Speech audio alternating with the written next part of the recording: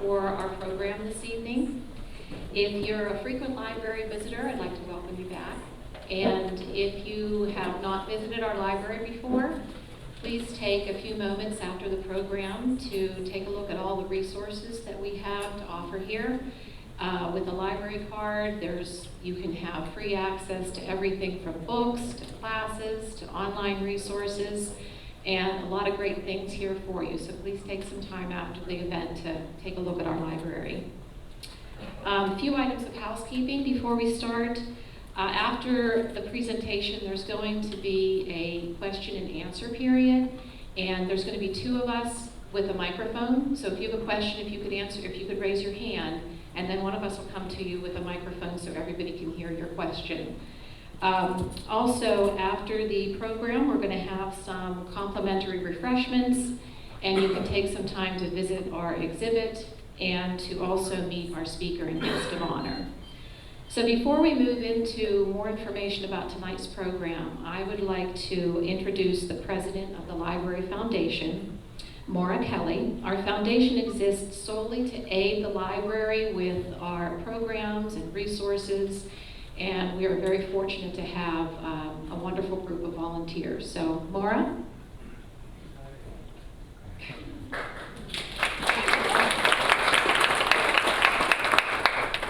had to figure out how to turn on the microphone. Welcome tonight. My name is Maura Kelly. I'm president of the Peters Township Library Foundation. We're a newly formed organization. We're a little more than 2 years old. We merged the Friends group that was a volunteer organization, into the foundation. And a lot of people don't really know what we do, but we're here to support the library, as Sue said, financially and with volunteers. So anything that falls outside the normal scope of library business, or even inside the scope of library business, we try to support that. When you write a check to the library as a donation, it flows through the foundation. And we, along with Myra Lennox, the director, make decisions about how that could best be put to our overall mission here at the library. So I wanted to point out a few things to you. On your chairs, there's this, I need my glasses though. Read local, eat local. On Saturday, June 23rd, we're going to have food trucks here and 22 local authors. We do have a display set up. I think it's right back here with a sampling of some of the works of the authors who will be there for Read Local, Eat Local. So please join us on that Saturday. Also, I wanted to point out to you, this is a story of the Whiskey Rebellion. So maybe a continuation of some of the things Denver is going to share with you tonight about Alexander Hamilton. Todd DiPastino, a local historian, is going to be coming and talking a little more, but more specifically about the Whiskey Rebellion. I've gotten to hear him talk about that before, and the good news is we were the renegades here. We tarred and feathered people, which is kind of, I don't know, I kind of like that. And then finally, I wanted to tell you that the foundation is going to be bringing author Tim O'Brien on Wednesday, November 7th. Tickets went on sale this week for that. They are $20 for adults, $15 for veterans, and $5 for students. If you're not familiar with Tim O'Brien yet, this is his best-known work. He's written 9 books all about Vietnam. 8 of them are fiction, only 1 is nonfiction. And he is a very well-known, this particular book was nominated for the Pulitzer in the year it was written. And he is actually, this is part of our collection as well, he is one of the experts for the Ken Burns documentary about Vietnam. So we hope you will join us for that in November. And I'm going to turn you back over to Sue now, so she can introduce Denver. All right, yes, I realized I forgot to introduce myself. My name is Sue Miller, and I'm the Assistant Director of the library. So now we're going to move on to our event for the night. And at first, I would like to just let everybody know that we lost a good friend of our library this year, Mr. Wallace Nowinowski. And tonight's program, in partnership with the foundation, is dedicated to the memory of Mr. Nowinowski. And do we have any of the family here with us tonight, the Nowinowski family? Oh, Right over here. Okay, thank you very much. We'd like to dedicate this program to Wallace.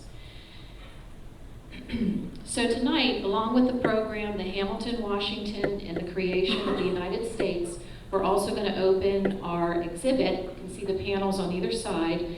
It's the Gilder Lehrman Institute of American History exhibit of Alexander Hamilton, Immigrant, Patriot, and Visionary. That's going to be on display at the library till July 7th, so we hope you get a chance to look at that as well. So now I have the honor to introduce our speaker and guest of honor for tonight, who is Denver Brunsman. Denver is the Associate Professor in the History Department at George Washington University, where his courses include George Washington and His World, taught annually at Mount Vernon. He completed his MA and PhD degrees at Princeton University and his BA at St. Olaf College. His book, The Evil Necessity, British Naval Impressionment in the 18th Century Atlantic World, received the Walker Cohen Memorial Prize for an outstanding work in 18th century studies in the Americas and Atlantic world. He is also a co-author of leading college and AP US history textbook, Liberty, Equality, Power, A History of the American People, as well as the ebook, Leading Change, George Washington and Establishing the Presidency, among other works. The recipient of numerous teaching honors, he was inducted into the George Washington University Academy of Distinguished Teachers in 2016. Ladies and gentlemen, may I present Mr. Denver Brunsman.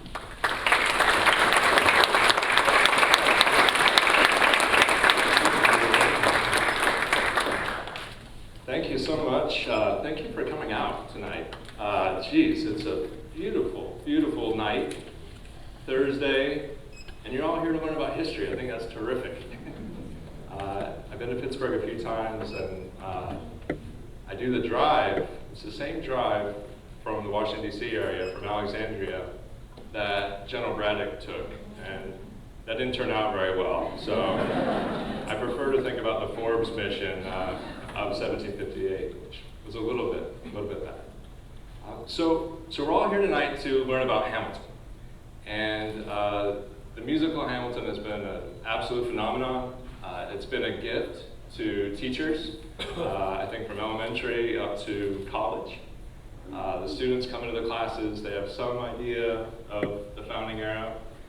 Not all of it correct, but at least they have something. And it reminds me a lot of my own education. I got excited about the American Revolution and the founding era from another musical, 1776. Dating myself a bit, but we read that and actually performed it in high school, and I fell in love with the founding fathers. I was a little crushed when I found out they didn't sing their way through, you know, the writing of the Declaration of Independence, but I got over it.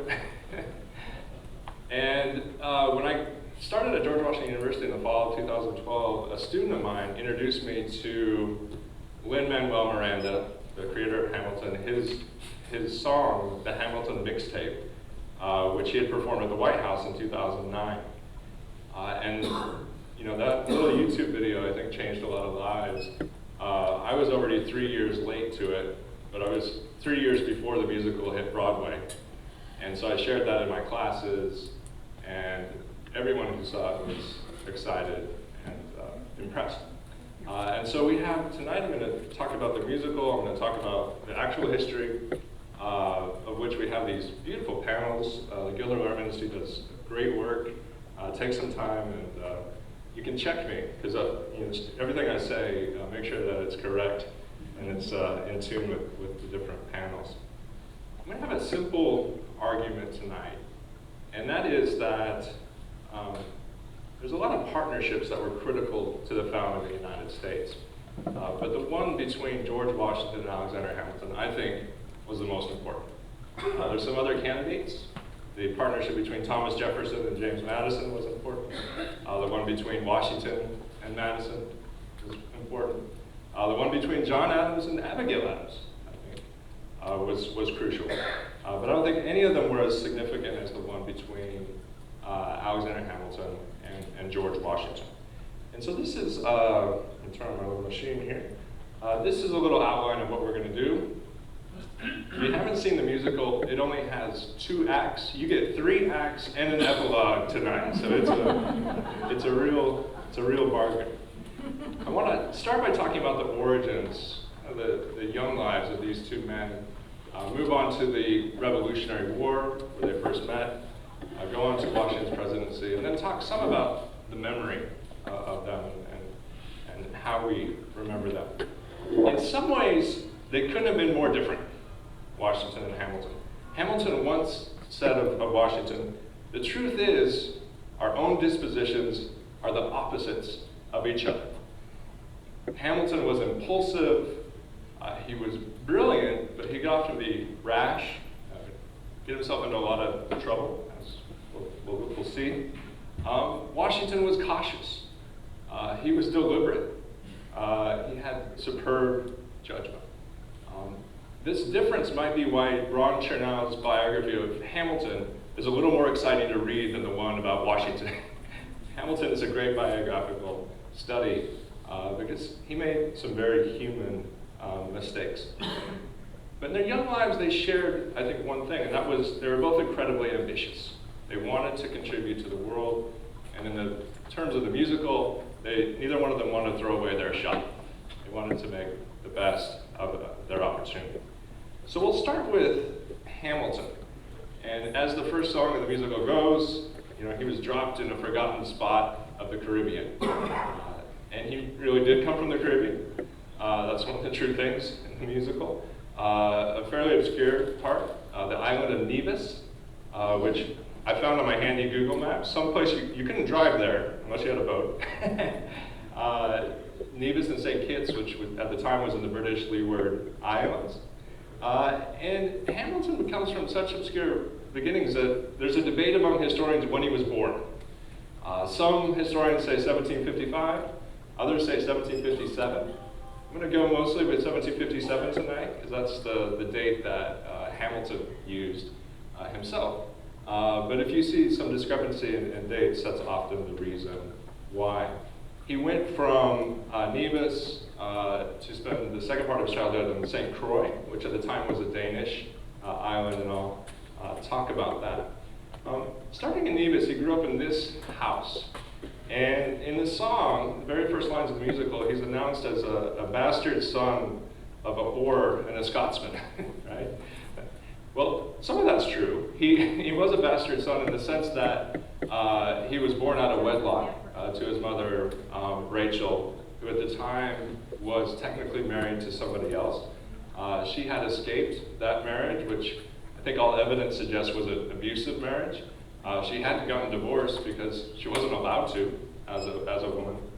And she met a gentleman named James Hamilton, who was a Scotsman, and he had some noble lineage, but he was a younger son. And that was a problem at the time, because in Europe, the oldest son got everything. That was a common law practice called primogeniture.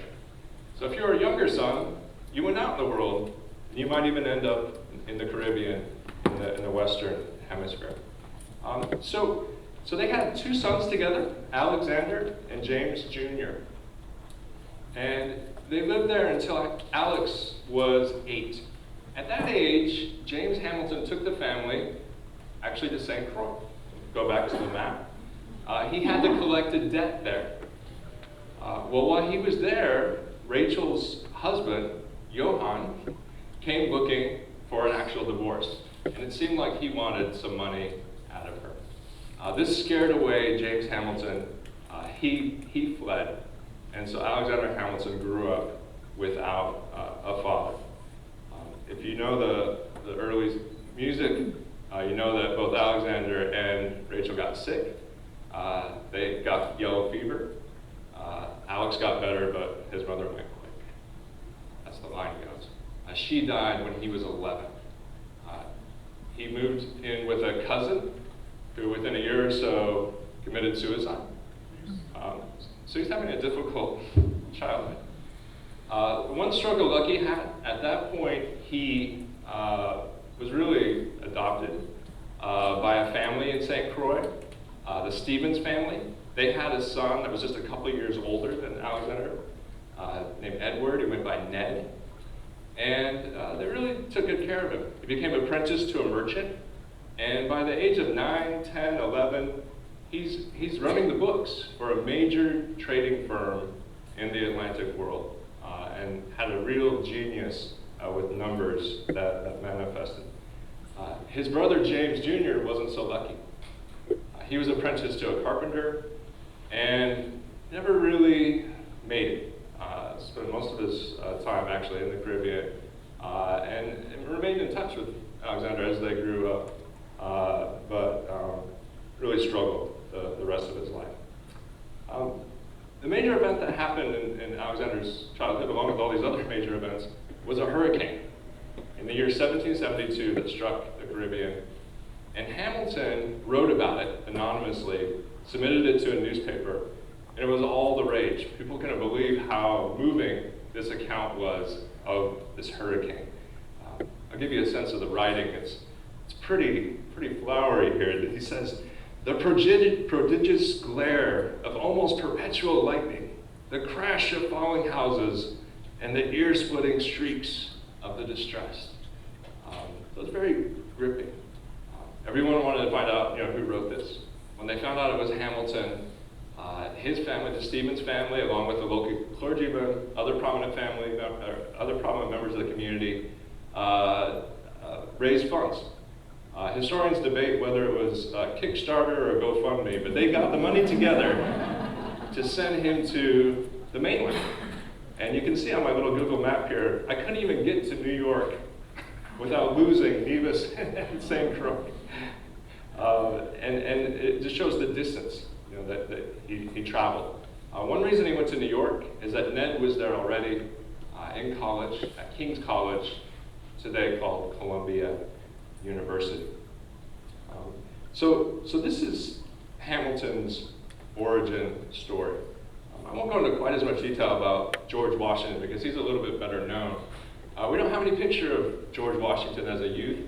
We'll have to settle for this great painting by Grant Wood, a good Midwestern artist from Iowa. You know the painting American Gothic? That's Grant Wood, Pitchfork couple. You notice something in this painting, I'm guessing. There's a few interesting things going on. But the thing that really jumps out at you is that adult head on George Washington, right? And I joke with my colleagues at George Washington University in the art history department. I say, you guys can just make stuff up. When they do interpretations, you don't need to have footnotes or anything. And so I'm going to play art historian and say that I think one meaning of that is that we can't imagine George Washington as a boy. We can't imagine him as someone with insecurities and not fully grown and not, in command. But in fact, he also had some struggles in his childhood. His father, who is here right here, listening to him, his confession about the cherry tree. His father, Augustine, died when he was 11. So he also lost a parent at age 11. That closed off the best chance he would have had at a college education. His older half-brothers had gone overseas, they had gone to England. That wasn't going to happen now for George. He wasn't even going to go to the local college, William and Mary. I joke with my students, he got his degrees the best way possible, honorary degrees. That's the way to do it, if you can. But he had to grow up quick. And so, although they were a different generation, Washington was 25 years older, I think they both had that experience of having a certain insecurity, a certain ambition. The way that it's phrased in the musical is that Hamilton is young, scrappy, and hungry, just like his country. And I think there's some of that in Washington as well. There's another similarity. They both rose through military service. Hamilton wanted a war as a boy in order to prove himself. The very first letter we have from him that's kept in the Library of Congress is from 1769. He wrote to Ned, who at that point was at King's College.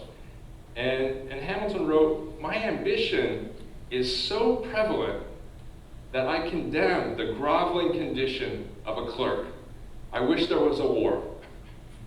Well, there was one for pretty soon after he went to North America, the American Revolutionary War. And he signed up immediately. He became a member of the New York militia. He rose to become a captain of the artillery of the New York militia. Well, Washington, of course, rose through military service as well. Some of it in his early life a little bit dubious, especially in this region. This is the very first image we have of Washington, first painting ever done. 1772, he was 40 years old, but he chose to be depicted in clothing that he wore 15 years earlier in this region when he fought in the French and Indian War. That was the most significant thing he had done in his life up to that point. So if the uniform looks a little snug, it probably was. I mean, that's like, you know, if I went and put on my wedding tux today, it might not be quite the same. But it was had a huge influence on him. One of the first letters we have from him is from 1754. That's the year of Fort Necessity, just down the road from here, when he helped to ignite the French and Indian War. He wrote a letter to his brother, John Augustine. Now understand, things had gone very badly for him, but he was pretty good at damage control here. He wrote to his brother, he said, "I heard the bullets whistle, and believe me, there was something charming in the sound." And just like today with an email, you have to imagine the rest of the world is eventually going to read it. Back then, with letters, they got printed in newspapers. And this got printed and circulated all around the Atlantic so that King George II actually saw this. And his reaction was about the charming sound. He said he would not say so if he was used to hearing many. So he gets a little talk down there from the king as a young person. So you see that similar kind of naivety, ambition in both of these men. They're both born outsiders. They both lost a parent, and they both have incredible ambition. And they're, as I said, they didn't want to throw away their shot. I guess the big question is, what was their shot going to be? And that turned out to be the American Revolution. So let me talk some about that and how they came to really strike up their partnership.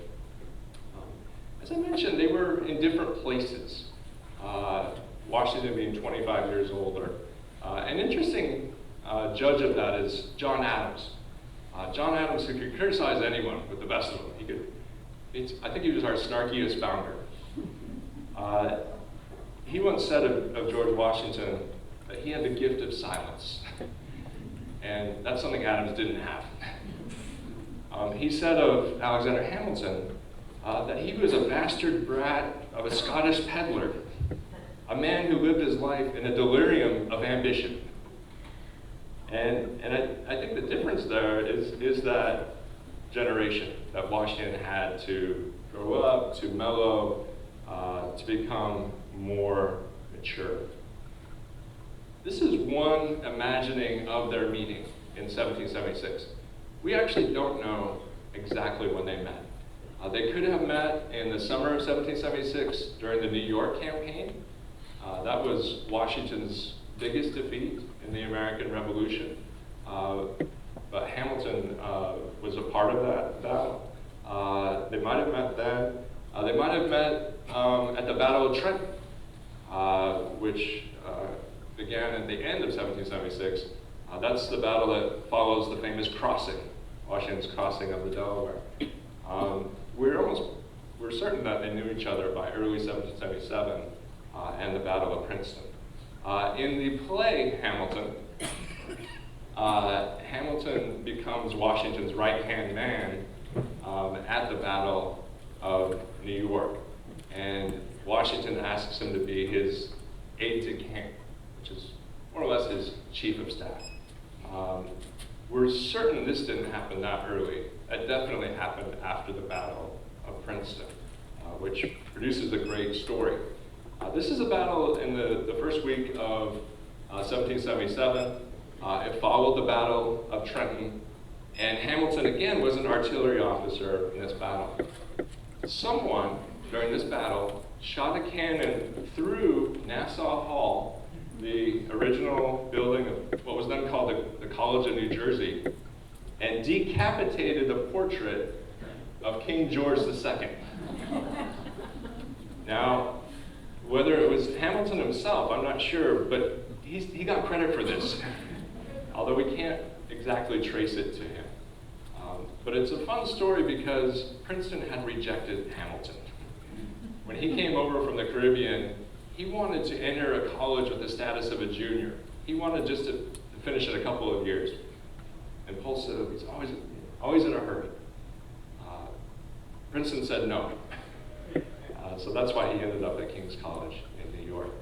It just so happened that his later rival, Aaron Burr, had gone to Princeton and had actually finished in 2 years. But it helps if your father was the president of the college. That was the case with Aaron Burr. So starting in early 1777, Hamilton becomes the aide-de-camp to Washington. This is an image of the aide-de-camp office at Valley Forge. And this was an incredibly important position. And part of it is just kind of rethinking what Washington himself did. He wasn't just the general of the Continental Army. He was really one of the pillars of the government. There's really only two institutions in the United States during the war. There's Congress and the Continental Army, aside from the different state governments. And those are the two national institutions. And so Washington's kind of like the mobile Pentagon, writing dozens and dozens and dozens of letters, and a lot of those letters are written by Hamilton. To give you a sense of how much paperwork there was, the papers of George Washington have been edited since the late 1960s. And they started different series. They started a presidential series, they started a retirement series, they started a war series. Most of the series are done, except for the war. They're only up to the year 1780. You still have 3 years to go. There's just literally tens of thousands of pages that was produced. So it was a critical position that Hamilton had, particularly begging Congress for resources for the Continental Army. But he hated it. He wanted the battlefield glory. He wanted to fight. And he constantly asked Washington to basically be released from this position and to have a battlefield commission. And Washington repeatedly said no. To give you a sense of Hamilton's psychology at this time, he wrote to his friend John Lawrence, who's another star in the musical Hamilton, in September 1780. He wrote, "I hate Congress, I hate the Army, I hate the world, I hate myself. The whole is a mass of fools and knaves." In the same letter, he seemed to hint at the possibility of suicide. As I mentioned, that had happened in his family. "I am disgusted with everything in this world. I have no other wish than as soon as possible to make a brilliant exit." And he would make an exit, not from the world, but from Washington's staff. Hamilton walked away in February 1781. This is one incident that's not treated very well in the musical, so I'm going to go into a little bit of detail about why Hamilton might have left Washington. Part of it was he was in love. He had met and married Elizabeth Schuyler in December of 1780. Schuyler was a real catch. She was the daughter of a general in the Continental Army, Philip Schuyler, who also happened to be quite wealthy, a wealthy New Yorker. One time, Hamilton had written to John Lawrence, and he described what he was looking for in a wife. And it basically boiled down to he wanted smart, beautiful, and rich. And with Eliza, it was check, check, check. He found all three. And he wrote incredibly affectionate letters to her. This is the very first that we have. He certainly wrote to her before this, but this is the first one that we have from July of 1781. This is after he had gone back to the Army. He said, "I hope my beloved Betsy," which he called her, "will dismiss all apprehensions for my safety. Unhappily for public affairs, there seems to be little prospect of activity, and if there should be, Heaven will certainly be propitious to any attachment so tender, so genuine as ours. Heaven will restore me to the bosom of my love and permit me to enjoy with new relish the delights which are centered there. It costs me a great deal to be absent from them, but the privation is certainly only temporary. I impatiently long to hear from you the state of your mind since our painful separation. Be as happy as you can. I entreat you, my amiable, my beloved wife. But let not absence deprive me of the least particle of your affection. Always remember those tender proofs I have so frequently given you of mine, and preserve for me unabated the only blessing which can make life of any value to me. So the men could write a love letter. And there's a few other examples on the panels here that I recommend that you look at after the talk. So it was critical that he had somewhere to go when he left the Army in February of 1781. The actual way that it came about is not in the musical. In the musical, the song is called Meet Me Inside. And Washington gets angry at Hamilton for being the second in a duel that took place to defend Washington's honor. And then it's suggested that Eliza is expecting, and so he has to go home. It was true that Eliza was expecting, but Hamilton left on his own. And the reason why has to do with this building, which was Washington's headquarters at New Windsor, New York. That's right next to Newburgh, New York, which would become an important site later in the Revolution, about 50 miles north of New York.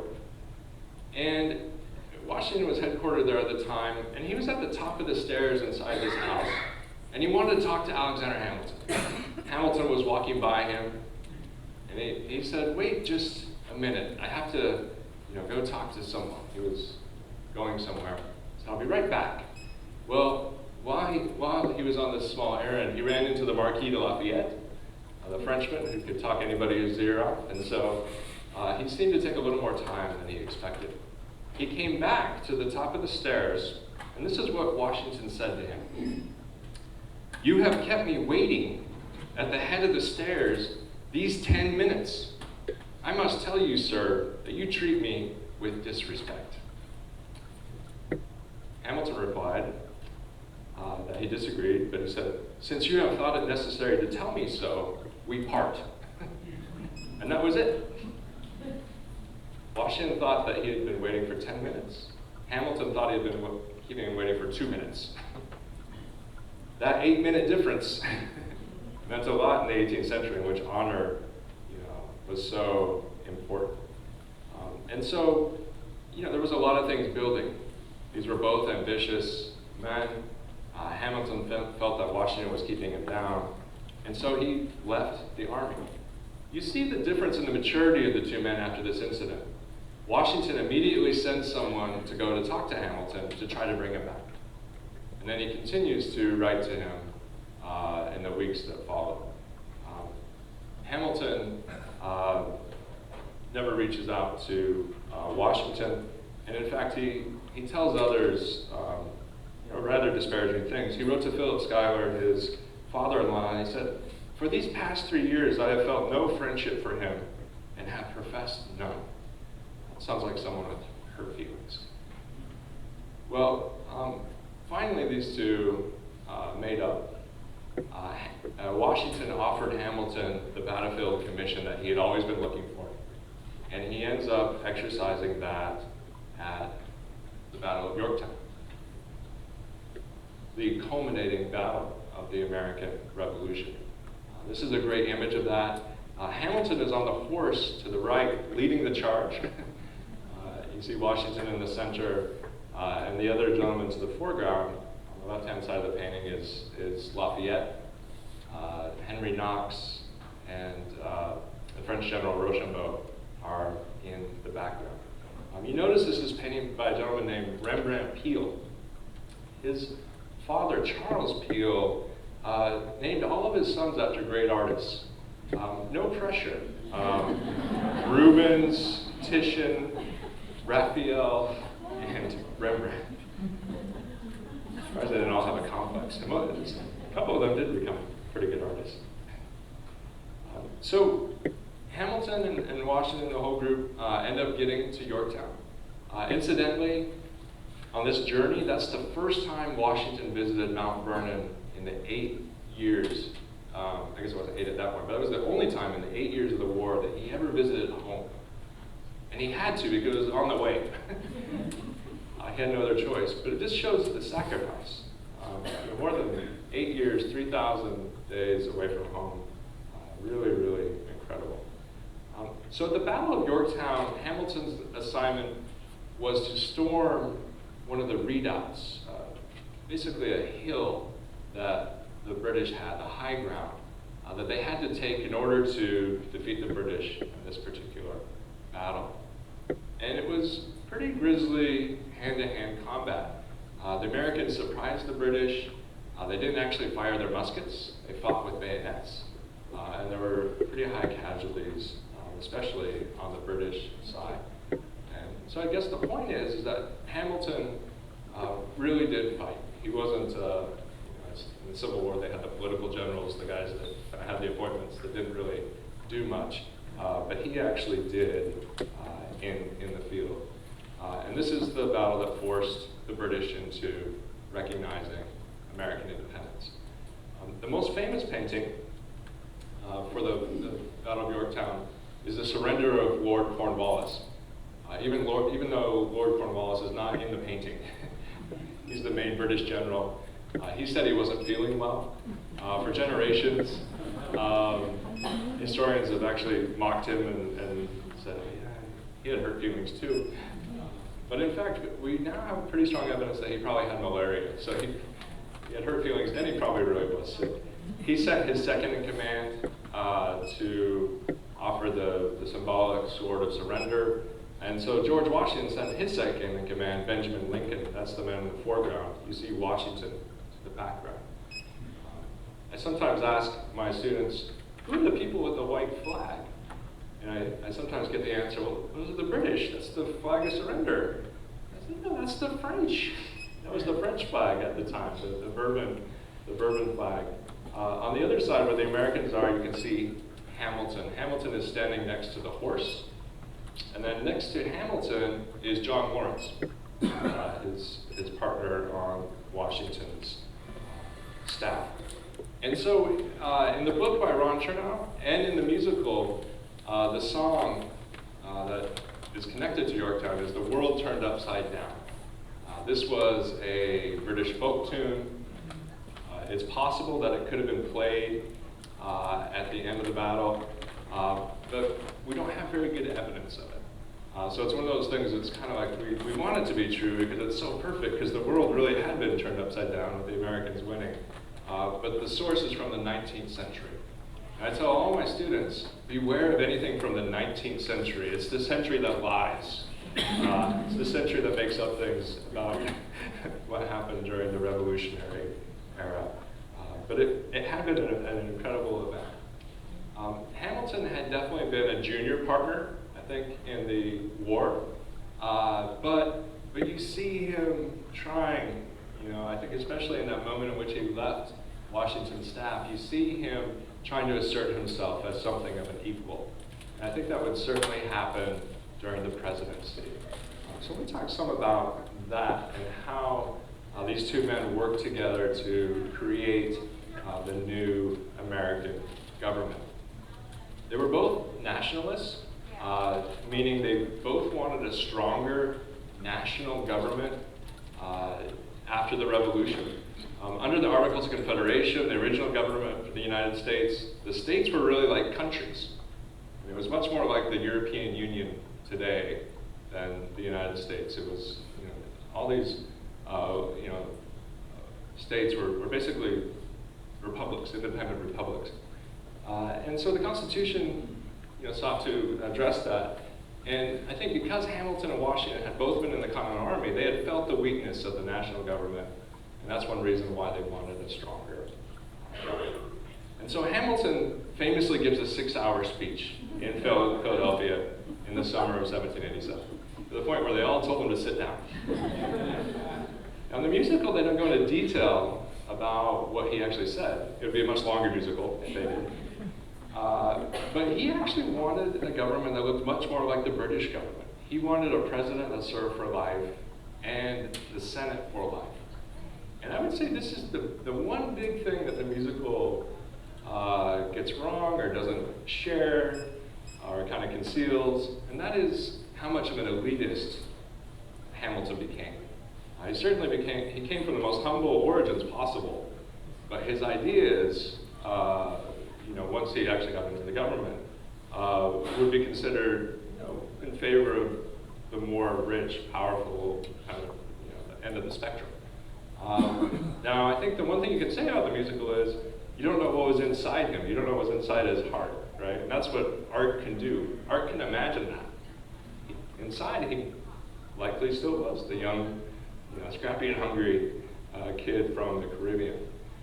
But in any case, he was hoping for a very, powerful, strong national government. He had left when the Connecticut Compromise came together. It's also known as the Great Compromise. That's what creates the House of Representatives and the Senate.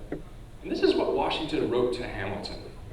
When that compromise was coming together, Washington wrote, "In a word, I almost despair of seeing a favorable issue to the proceedings of the convention, and do therefore repent having had any agency in the business." It's an amazing statement. We celebrate the Connecticut Compromise today. That's what made the country. Washington almost walked away from the convention. I think that shows that it was a real compromise, that people gave up things. And he was particularly frustrated that all the states got equal vote in the Senate. He thought that that's what they were trying to get away from. And you wonder if Hamilton had been there, what his reaction would have been, because Washington swallowed hard and it came back the next day. Right? He didn't like it, but he said, okay. I don't know what, might have been another 6-hour speech from Hamilton.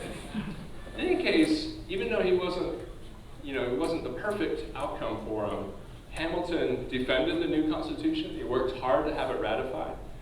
He's one of the authors of the Federalist, which collected, we know today as the Federalist Papers. These are 85 essays written by Hamilton, James Madison, and John Jay. Hamilton wrote 51 of them. Madison 29 and Jay 5. And I joke with my students that the Federalist Papers were written to torture students forevermore, advanced high school and college students. But they really are critical to understanding the Constitution. Washington becomes the president unanimously. He selects his first cabinet. For the Secretary of Treasury spot, Hamilton actually wasn't his first choice. Robert Morris, who had been the financier of the American Revolution, was his first choice. He turned Washington down, and then his life was just a downward spiral. He ended up in debtor's prison, died in obscurity, and that showed you shouldn't say no to George Washington. Hamilton had the good sense to say yes. And this is the original cabinet here. Henry Knox, the Secretary of Defense, Hamilton, the Secretary of the Treasury, Thomas Jefferson, the Secretary of State, and Edmund Randolph, the Attorney General. I particularly like this image, which is from the 19th century, because you can't imagine these guys rapping, having a cabinet rap battle like a musical. Just hard to imagine. So Hamilton really took charge of the government. He even referred to it as his administration. And it helped, as the musical says, to have Washington on his side. Washington supported what he was doing, not out of, I think, personality, but because it was Washington's ideas as well. Washington liked the idea of a stronger central government, a strong financial system. And over the course of a year, I think Hamilton had one of the most exceptional creative years that anybody's ever had in American history. From January 1790 to December 1791, he released 3 long reports, one about public credit, debt, one about the National Bank, and one about manufacturing. And they're all genius. It's incredible that he did all of this in just a year. And they really went back, I think, to his roots in St. Croix, running that merchant merchant firm because they all really promote a capitalistic, commercial economic system, what we would call capitalism. And so these are the four major points of it. Today, I think, with the benefit of hindsight, we'd say, well, of course, this is what you should do to have a strong financial system. At the time, it was incredibly controversial, each part of it. And the big reason was it looked a lot like the British again. The British had a national bank, the Bank of England. The British had a national debt. The British had taxes. Why did we fight the revolution if we were just going to recreate the British system? That's what a lot of people asked, including, as was mentioned in the introduction, people in this region, the whiskey rebels who were taxed under Hamilton's system, and I'll talk a little bit more about that. But as I mentioned, this is early capitalism, and it was different than the world that Thomas Jefferson knew. Jefferson was born with land, and for him, having a large estate was the key to financial and political power. For Hamilton and others who weren't so lucky, there was no way to really replicate this. Hamilton was proposing a system where that could happen.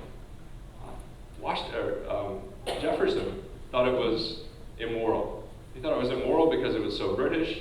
He also thought it was immoral because it introduced the idea of wages.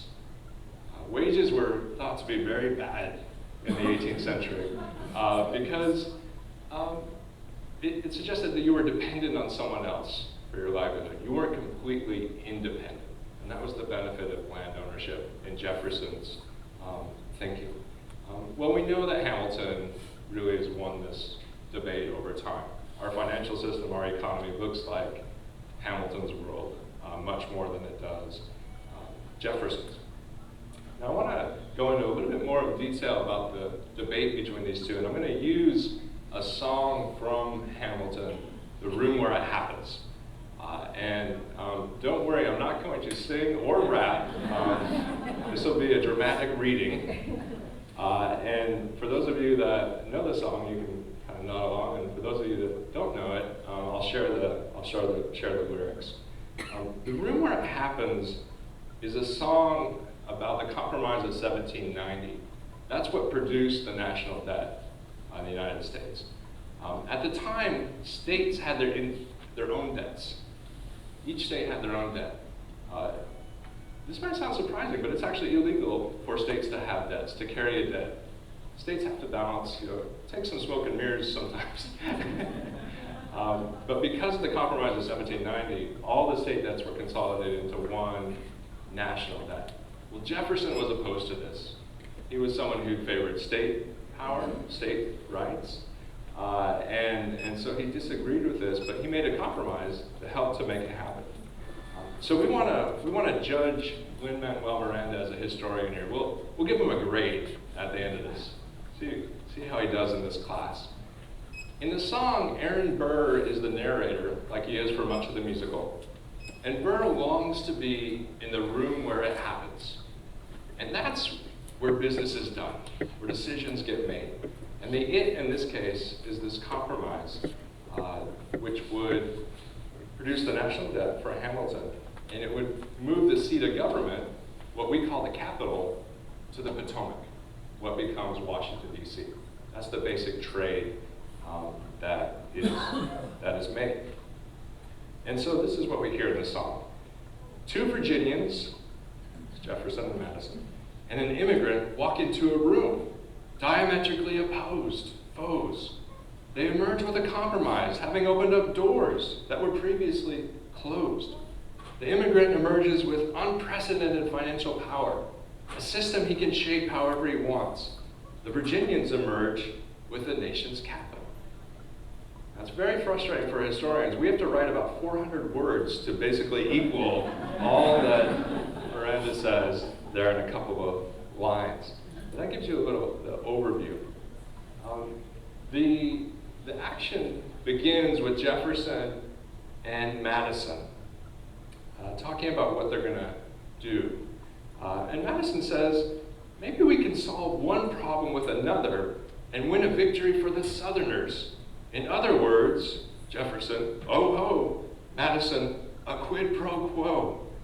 Jefferson says, I supposed.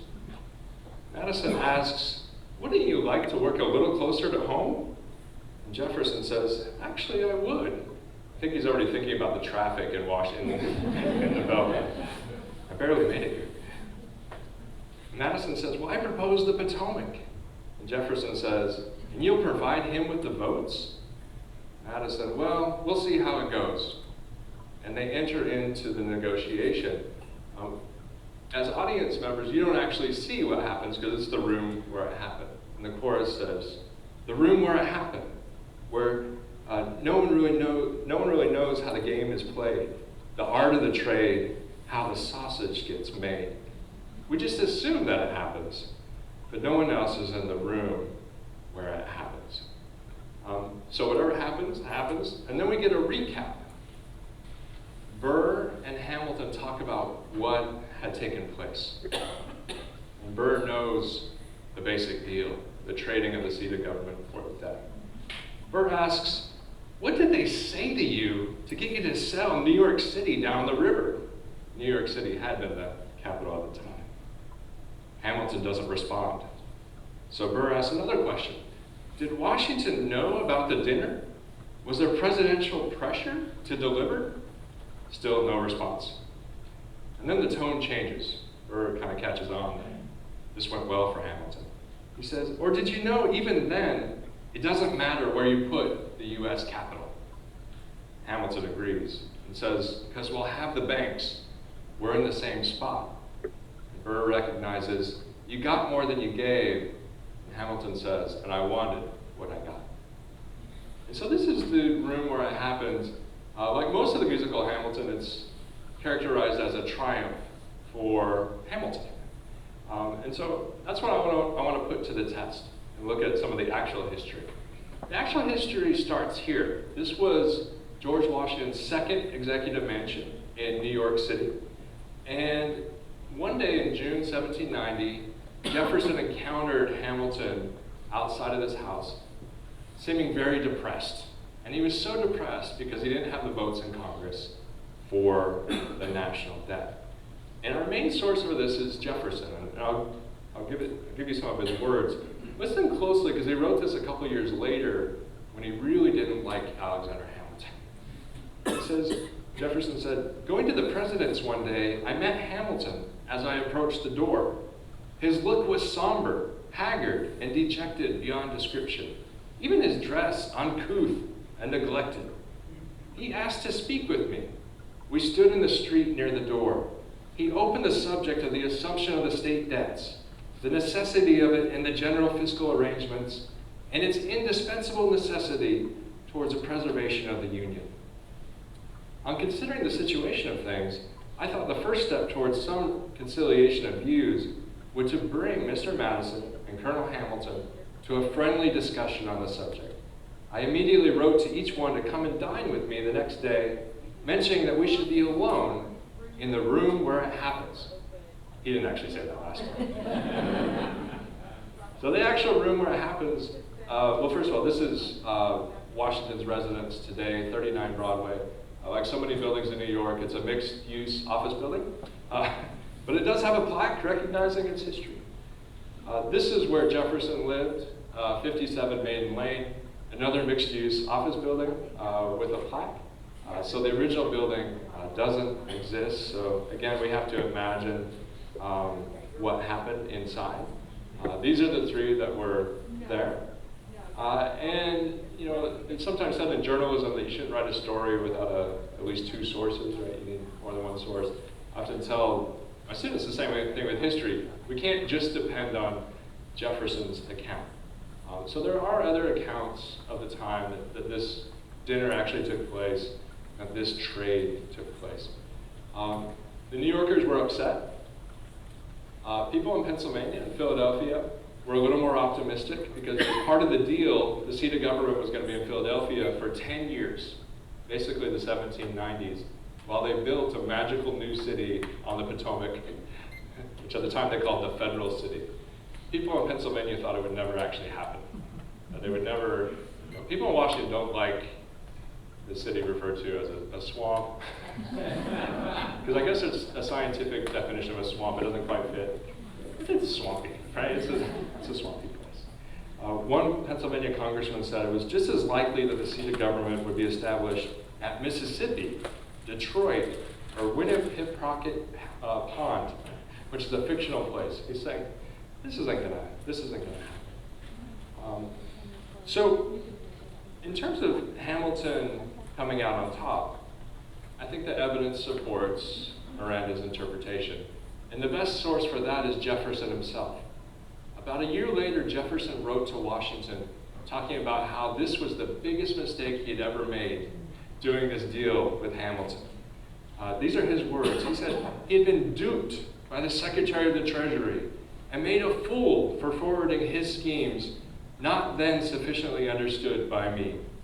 And of all the errors of my political life, this has occasioned me the deepest regret. Hamilton had used the deal, in Jefferson's words, to change the political complexion of the government of the United States. And so after he got the debt, he had the momentum to then get the National Bank. He passed the various taxes. He actually didn't pass his bill on manufacturing, but all the other pieces were in place to start a manufacturing economy in the United States. So we'll give him an A. That's what my students do when they get an A. They look like that. Another person who was happy about this deal was George Washington, because he wanted the seat of government on the Potomac.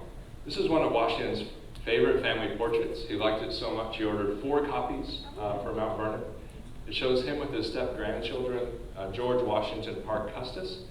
That'd be the gentleman that built Arlington House, which became Arlington Cemetery. His daughter, Mary, would go on to wed Robert E. Lee. And that was the union of the Custis, Washington, Lee families. The woman, Nellie Custis, the step-granddaughter, and an enslaved valet, probably a person named Christopher Shields. And of course, Martha Washington, who had an incredible parlor trick. She would take her fan and she could point to the National Mall without looking. Unbelievable. Washington spent a lot of time on this. He was excited about this part of this deal. Now, the people that weren't very excited about Hamilton's economic program were the people in Pennsylvania, the Whiskey Rebels. Alexander Hamilton actually coined the term the Whiskey Rebellion. It was his policy, after all, that the farmers in this region were opposing. And they opposed it from the very beginning. Starting in 1791, things got out of control by 1794. Tax collectors got tarred and feathered. Houses were burned. And Hamilton and Washington decided there had to be some response from the national government. Washington actually wrote to the Supreme Court and asked whether it was legal for him to raise an army to come and put down this disturbance. He got a yes, and so they put together an army, a militia of 13,000 men, which is a huge army for the day, from 4 different states, to really show, I think, a sign of strength, that you're going to have to follow these laws even if you don't like them. Washington was the first and last president to lead troops in uniform in the field. Both Madison and Abraham Lincoln were in the field with troops, but Washington was actually all suited up. He led them as far as Bedford, Pennsylvania. At that point, Hamilton took over and brought them all the way to the Pittsburgh area. They made around 150 arrests.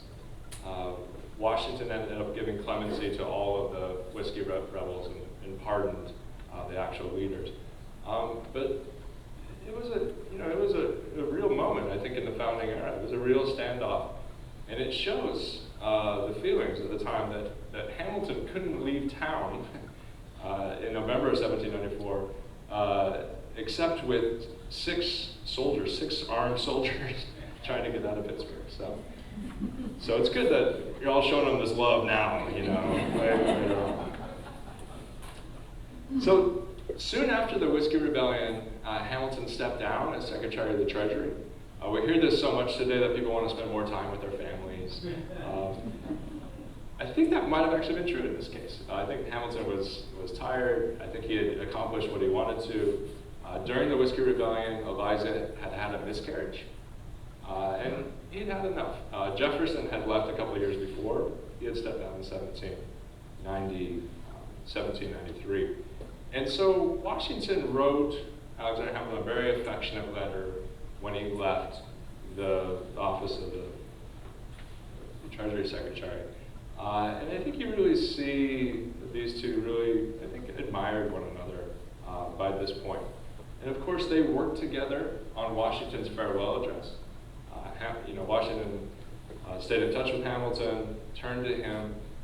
This is the song "One Last Time" in the musical. And there's a long debate among historians about who wrote the farewell address, whether it was Washington or whether it was Hamilton. And as I tell my students, often the best answer to those types of questions is yes. They both wrote it, and they traded it back and forth. And if you go back and read it today, it's quite moving, especially in light of our own polarization today. It's really about union. It's really about the Americans coming together. So it's obviously a masterful piece. I'm going to close here with a little bit of the post-history, some of the things that you don't always learn about with these two men. Things that didn't make the musical. Maybe if there's a second, there's a sequel, they will. They'll have all of us right. Hamilton was a young man. By the time he walked away from the government, he was just about 40 years old. Washington, quite older, 65. At the end of his presidency, he would die when he was 67. And that was one of the really smart things about the farewell address, is that if Washington hadn't stepped down and had died when he died in December of 1799, it would have been in the middle of his third term. And there really would have been a sense that the presidency was for life, like Hamilton first thought. Well, Hamilton always did better, I think, when he was with Washington. I think he was a stabilizing force. His life spun a little bit out of control when Washington wasn't around. And one thing that happened when he left his side is that he had this public scandal over an affair he had when he was the Treasury Secretary. He had an affair with a woman named Maria Reynolds. It seems that her husband, James, was in on a con against Hamilton to blackmail him of money. Members of Congress talked to Hamilton. They found out about it. They investigated. We call this an investigation today. They investigated. They found out that he had not misused any public money. That it was a private affair. And so they actually let it go. But a writer at the time, a journalist, a guy named James Callender, broke the story in 1797. This would be the same gentleman that would break the story about Thomas Jefferson having relations with one of his slaves, Sally Hemings. People didn't believe that story, but they believed the Hamilton story. And one reason they believed it is because Hamilton defended himself. He wrote a 59-page pamphlet with way too much information and detail, outlining that yes, he had had this affair, but he had not betrayed the public trust. And it shows the values of the time. He admitted to a lot, and he really, I think, hurt his family. We would say today, kind of threw Eliza under the bus, I think. And so it's a very low moment for him. Well, at this moment, Washington reached out to him. You're probably wondering why this thing is up here. This is a wine cooler, 18th century style. It means it kept wine cool. Washington ordered 4 of these when he was president in Philadelphia. And he sent one to Hamilton during this scandal. And I'm just going to read you the short letter that he wrote to him. Washington wrote, "My dear sir, not for any intrinsic value the thing possesses, but as a token of my sincere regard and friendship for you, and as a remembrancer of me, I pray you to accept a wine cooler for 4 bottles, which Colonel Biddle is directed to forward from Philadelphia, where with other articles it was left, together with this letter to your address. It is one of 4 which I imported in the early part of my late administration of government, 2 of which were ever used. I pray you to present my best wishes, in which Mrs. Washington joins me, to Mrs. Hamilton and the family, and that you would be persuaded that with every sentiment of the highest regard, I remain your sincere friend and affectionate, humble servant, George Washington. That's very classy, right? He doesn't mention the ferry, he doesn't go into any detail. He didn't have to. This is what Hamilton's response was. He wrote back, "The token of your regard which it announces is very precious to me and will always be remembered." And this became a treasured heirloom in the Hamilton family. It was passed down in generations. At some point, Washington's letter was inscribed actually on the wine cooler. And finally, in 2012, the daughter of Hamilton's great-great-great-grandson put it up for auction. And at Christie's, it went for $800,000. Now this is 3 years before the musical debuted. I bet they could have got double if they would have just waited a little while. Washington and Hamilton had one other significant interaction before Washington's death. There's a war that most people don't know about because it wasn't an official war. It's called the Quasi-War that the United States fought with France in the late 1790s. This is during the French Revolution, when both France and Britain, they're at war with each other, and they're both interfering with American shipping. Eventually, the United States will go to war with Britain, too, in the War of 1812. Well, in the 1790s, in this naval war, Alexander Hamilton convinced the president, John Adams, and the Federalist Congress to create an army. And everyone agreed that if there's going to be an army in the United States, there's only one person that can be in charge of it, and that's George Washington. Washington is 65, 66 at this point, and he said, okay, well, I'll be in charge of your army, but I will only go on the field if the French actually show up. And Washington said his other condition is that Hamilton would be the second in command and would really be the person that would be running this army. Well, many historians have looked at this and come to the conclusion that Hamilton created this army not to fight the French, but to fight the Jeffersonians. He was getting this army prepared in the case of a civil war. That's how heated this rivalry had become. And one person that believed that was John Adams. John Adams got suspicious of this army and actually set in motion the diplomacy that ended this war. He ended the only time he was popular in his life. John Adams got a lot of popularity during this war, but he ended it. For that reason, he's one of the political figures that is featured in John F. Kennedy's Profiles in Courage, which each chapter is about a politician that went against their own self-interest. Well, this really upset Hamilton, and he didn't support Adams in his re-election, and hence Jefferson won in 1800. So this is a recruiting poster for the Quasi-War. It's been reused at different times, and people mistake it as a recruiting poster for the American Revolution as 1776, but it's not. It's actually from the 1790s.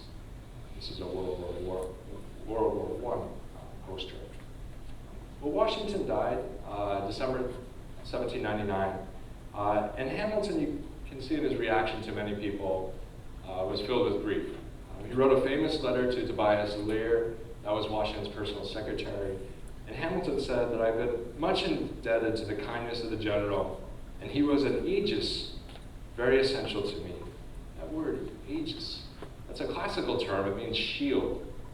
And people have interpreted that to mean that he kind of used Washington to get certain things done. But I think that's the wrong interpretation. I think he's saying that Washington was his shield, his protector, which he certainly had been. Well, with Washington gone, things got even worse for Hamilton. I don't want to give anything away, but there's an incident that happened in 1804. That's what you have the whole story right here on these panels. Hamilton developed this rivalry with Ehrenberg. They're both New Yorkers, in the election of 1800, Aaron Burr was Thomas Jefferson's running mate. They both got the exact same number of electoral votes, 73 votes each.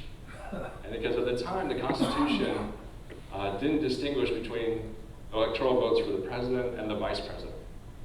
And so what Burr should have done in this instance was step aside, because Jefferson was obviously the head of the ticket. But Burr kind of liked the idea that he had just been elected president, at least tied. And so, according to the Constitution, if there's a dispute, if there's not a clear winner, it goes to the House. Well, this was a Federalist Congress that didn't want to vote for either of these men. Hamilton is still the most powerful figure in the Federalist Party, even though he wasn't in Congress. And he had to decide, between his rival, Jefferson, and his other rival, Burr. And this is one of the big dramas in the musical. He ends up siding with Jefferson. And the reason why is because Jefferson at least had convictions. Hamilton didn't agree with him, but he had convictions. Burr, his only conviction was himself, to promote himself. And in fact, that's true. If you look at all the different founders, what they comment about Burr, they all say that he is someone who was self-interested. And that's a very derogatory term in this period, that someone was self-interested. Well, Burr was actually dropped from Jefferson's ticket in 1804. By the way, the 12th Amendment fixed that problem with the vice president and the president. Jefferson didn't like Burr after this incident. So Burr ran for governor of New York. Hamilton criticized him. It got into the press. Hamilton said he was despicable. Burr challenged him to a duel. They went to New Jersey, where, as they say in the musical, everything is legal. And there was a protocol for duels at the time. You were supposed to be strong enough to go, put yourself in that position, but then you were really supposed to miss. You weren't supposed to aim. Hamilton missed. He shot into the air. Burr aimed, hit Hamilton. On the exact same field, Hamilton's son, Philip, had died in a duel 3 years earlier, defending his father's honor with the same pistols. They were Hamilton family pistols, which happen to be on display right now in Washington, D.C. They're really rare, aren't seen very much. This is Hamilton's grave in New York City. I'm going to read you one last letter. This is a letter that Hamilton wrote to Eliza that she was only supposed to read if he didn't survive the duel. It's dated July 4th, 1804. This letter, my very dear Eliza, will not be delivered to you unless I shall first have terminated my earthly career. To begin, as I humbly hope from redeeming grace and divine mercy, a happy immortality. If it had been possible for me to have avoided the interview, meaning the duel, my love for you and my precious children would have been alone a decisive motive. But it was not possible without sacrifices which have rendered me unworthy of your esteem. I need not tell you of the pangs I feel from the idea of quitting you and exposing you to the anguish which I know you would feel. Nor could I dwell on the topic, lest it should unman me. The consolations of religion, my beloved, can alone support you, and these you have a right to enjoy. Fly to the bosom of your God and be comforted. With my last idea, I shall cherish the sweet hope of meeting you in a better world. Adieu, best of wives and best of women. Embrace all my darling children for me. Ever yours, A.H. If you know the musical, there's a song, The Best of Wives, Best of Women. And so that title is taken from this letter. Now, Eliza would live for another 50 years. Never remarried. She lived until the age of 97, died in 1854, and she did all kinds of amazing work for orphans, for women, in the anti-slavery movement. And she also essentially became the caretaker and first editor of Alexander Hamilton's papers. She collected them and got them published. And so in the musical, she's the one that preserves its memory, as she did in actual life. A lot of people don't know she also helped preserve the memory of George Washington. Eliza spent the last 6 years of her life in Washington, D.C. She lived on 8th Street, right near the White House. One of her daughters, who actually was widowed as well, lived in Washington, so she went and lived with her. And along with Dolly Madison, James Madison's wife, who was still alive, they helped to raise money to start the Washington Monument, which broke ground in 1848. It stopped in 1854, the year that Eliza died, because they didn't have enough money. And then a small thing called the Civil War happened. This is what it would have looked like. This is how Eliza would have known the Washington Monument, what it looked like when she died. Of course, it eventually got finished. It took a long time, into the 1880s. And so Washington has his monuments. I think now with this musical, Hamilton has his monument. And really, they both have this country. I think America is their greatest monument. Thank you very much.